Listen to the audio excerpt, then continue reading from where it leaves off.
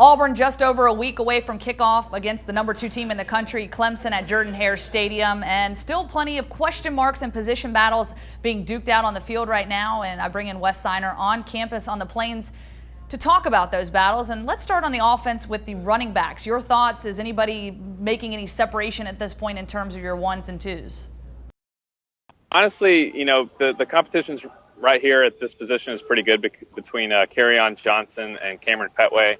Obviously both of those guys kind of shot up the depth chart when Auburn lost 3 running backs this offseason. But I think Kerryon is, going to be able to provide the big plays and that kind of thing, all the flash. Whereas Cameron Petway, I think, is honestly probably going to get more carries, just kind of pound it up the middle. And then they've got some other guys at that position that's going to provide some depth. But I would say they might even split carries. It might be 60-40 Petway, Kerryon, but I think that's a pretty good competition right there. Over in the secondary, Kevin Steele talks about this defense with its physicality. He likes where they're at right now, but Jonathan Jones, a guy that is looking to be replaced, who do you see stepping up in his place at cornerback? Auburn's got a pretty good situation over at boundary cornerback with Carlton Davis, all SEC freshman last year, so he's pretty much locked in at that position.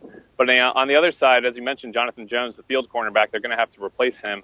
And they've got 4 or 5 guys that are kind of in the mix right now.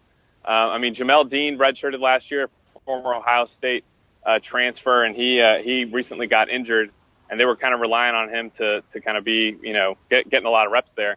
And so they're going to probably get either Javaris Davis, a redshirt freshman, or I would think Josh Holsey. I think you're going to see both of those guys over at that spot a lot. Josh Holsey is a guy who, was injured last season in the Jacksonville State game. Second time he's injured his ACL, but he's healthy right now, and he's a senior. He's a 5th-year senior. He's going to provide, a lot of leadership back there. But then, Marshall Taylor is another transfer that came in from Miami, Ohio. He's missed all of Auburn's fall practice after the incident that happened with Javon Robinson, and so they expect him back this week.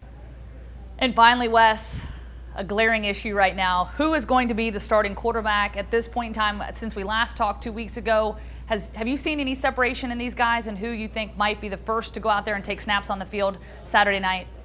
Well, we've only seen 4 practices this fall, and that was all early on, and so we haven't seen anything in a while. They've scrimmaged 3 times.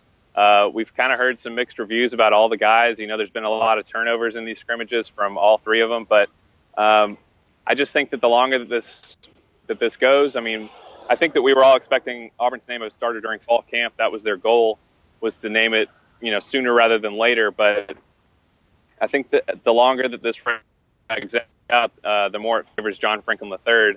However, I still think that Sean White is actually going to be the starter in the Clemson game, and that they'll play John Franklin III a lot just because they need that ability with his speed and everything. And then, if Sean White starts playing bad, they can always put Jeremy back in there. So honestly, I think John Franklin III, you will definitely see him play against Clemson. And then I would say Sean White right now is still my favorite to start the game.